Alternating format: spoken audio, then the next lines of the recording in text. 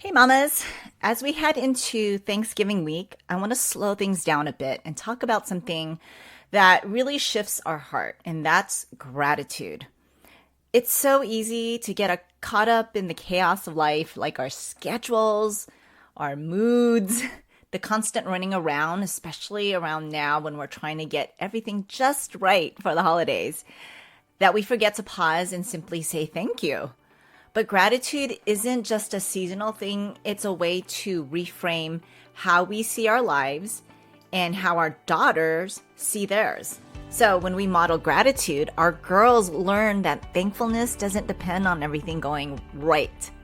It doesn't have to go their way. It grows with recognizing what's already good and meaningful right where they are and right where we are. So today I want to share 4 ways you and your daughter can practice gratitude together, especially this Thanksgiving week, and watch how it strengthens your bond and really shifts both your perspectives. If you are frustrated with how to get your teenage daughter to open up to you because all you want is to connect with her as you once did, you're in the right place.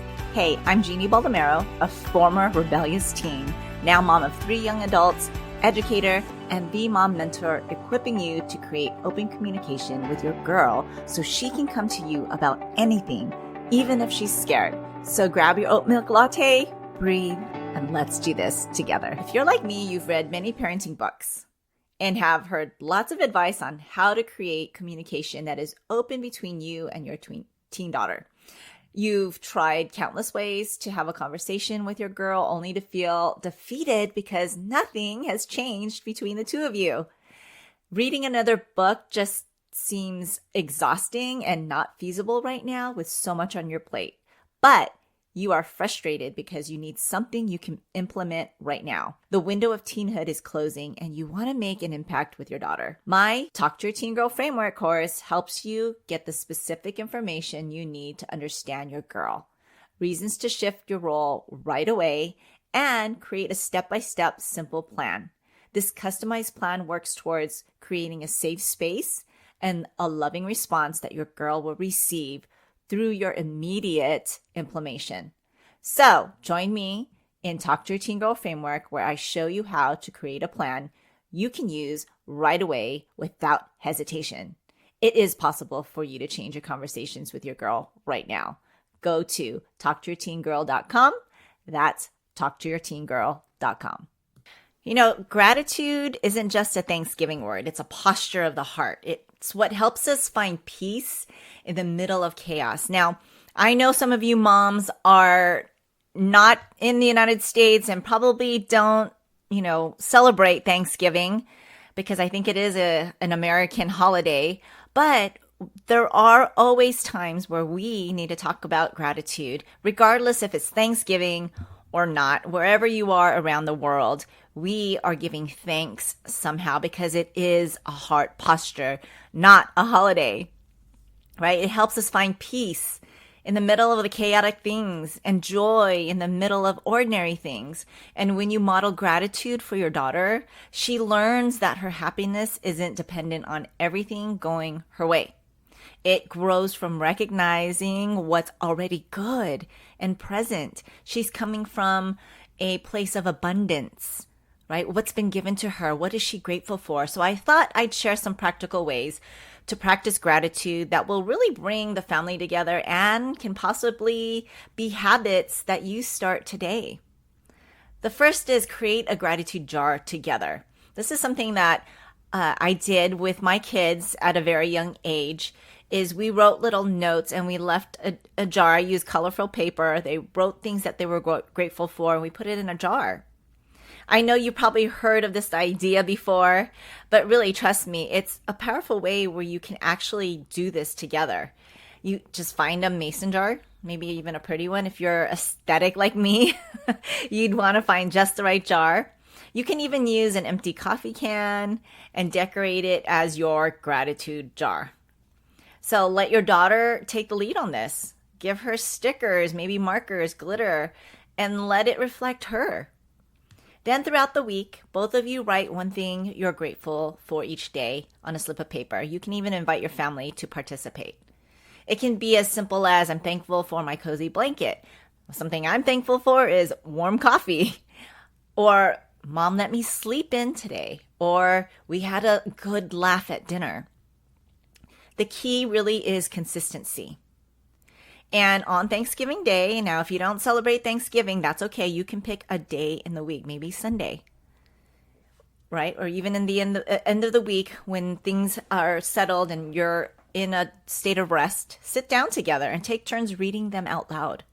You'll be amazed at how many little blessings pile up and how those small moments remind you that gratitude doesn't need to be grand to be meaningful. Now, mama, this is for you. Encourage your daughter to also write things she's thankful for about herself. Like, I'm grateful I worked hard on my test. Or I stood up for my friend today. This really helps her build confidence and internalize that gratitude isn't just about what others give her, but who she's becoming. Second is share gratitude at dinner. Dinner time can sometimes feel like a battle zone. Everyone's tired, grumpy, or glued to their phones. But this week, I want you to try something different. Before anyone dives into their food, go around the table and ask, what's one thing you're thankful for today? Keep it simple and lighthearted. You might get eye rolls at first, right? Because teenagers don't want to talk about things like that. But don't worry, it's normal. Stay consistent and you'll be surprised at how this one question slowly changes the atmosphere in your home. So when you choose to start conversations with gratitude, it reframes your day. It reminds your kids that even when things do go wrong, something went right. Right? And the best part, gratitude is contagious. When your daughter hears you thank God for small things, maybe the quiet morning you had, the laughter you shared, or even the chance to rest, she learns that gratitude doesn't require perfection. It's a daily practice of seeing good in the ordinary. Number 3, here's a third thing. Write a thank you note together. Let's bring back the lost art of thank you notes or even thank you cards. I every time I go to the store, I go to a stationery, I buy a set of note cards. And the reason why I buy a set of note cards is because I'm old school. I love to write thank you cards either by mail or even be able to send it in person, right? With a small little gift. So sit down with your daughter and think of someone she appreciates. Maybe a teacher, a mentor, maybe her grandparent, or even a friend who's been there for her. Then write a short, heartfelt note together. Have her express what she values about that person and how they made a difference. And you can write one too. I mean, if you can sit side by side and write your own notes together, how special is that? It's not about her writing her note. It's also you doing it with her. Maybe to your spouse, you can write a note, or a friend, or even to her. When you model written gratitude, you're teaching her to recognize and verbalize appreciation. And that's a skill that strengthens relationships for life. Here's a bonus idea. Mail it together or deliver it with a small treat, like I was saying. Do what I do. Acts of gratitude don't just bless the receiver, especially when they're not expecting it. They also lift your own hearts in the process. How fun is it to see a surprise look on their face or a heartfelt thank you from them for you even giving them a note and a small gift? It's beautiful. The fourth is really practice gratitude reflections before bed. I love this one because it ends the day with connection instead of conflict. When you're tucking your daughter in, or maybe she doesn't like to be tucked in, maybe you're just knocking on the door saying goodnight, you can ask, what was something good that happened today? Where did you see God's goodness today? That's something I ask my daughter. It's a soft way to invite her to reflect without pressure. If she's not in the mood to talk, share your reflection first. It might sound like, I'm thankful we laughed in the car today, even though we were late. This practice helps both of you focus on the positive, and over time, it builds a habit of emotional awareness and perspective. Even when things go wrong, she'll start to see that blessings, challenges can coexist. That blessings and challenges can coexist.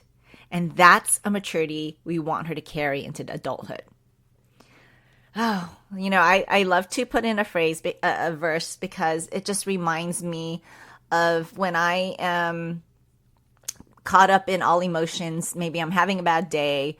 I think of this verse: give thanks in all circumstances, for this is God's will for you in Christ Jesus. Give thanks in all circumstances, no matter what. It doesn't mean that you're pretending everything's fine when it's not, but you're choosing to find the good in the mess, right? And it shifts our heart and our perspectives, right? So as you go through Thanksgiving week, and if it's not Thanksgiving, as you go through the week, let gratitude be your family's rhythm. Let it flow through your conversations, and if you pray, your prayers, and even your frustrations, because gratitude shifts not just your heart, it changes your home. So mama, this week I challenge you. Pick one of the 4 ways to practice gratitude with your daughter. Whether it's the jar, dinner conversation, a note, bedtime reflection, pick one and just start it. You'll be amazed at how these small moments turn into lasting memories, and how thankfulness begins to grow between the two of you. And it grows you two. Now, if today's episode encouraged you, again, share it with a mama. Grab this link right now and text it over. It's probably a gratitude note, a thank you note to her. And remember, mamas, you got this. Don't forget, we have our free mom community. It's a Facebook community, and if you're interested in joining that, because there's other mamas in there that are in the season too, I would love for you to join and share your stories of thankfulness in there. If you're interested in joining or not a part of it, go to raisingherconfidently.com, and I'll see you there. Happy Thanksgiving for those of you who do celebrate the holiday. For those of you who don't, regardless, thank you for showing up every week and being a part of Raising Her Confidently. I am forever grateful for you and for your trust in me sharing and bringing value to you, whatever way I can between you and your daughter. So thank you. Hey friend, if this podcast inspired you or encouraged you or helped you in any way, I'd love for you to share it. You can screenshot this episode and share it in your stories on social media, or text it to a friend who can use the support. It's the best way you can thank me. I want to let other mamas know they are not alone. I'd love to stay connected with you. You can find me at raisingherconfidently.com. Until next time, live full of grace, Jeannie.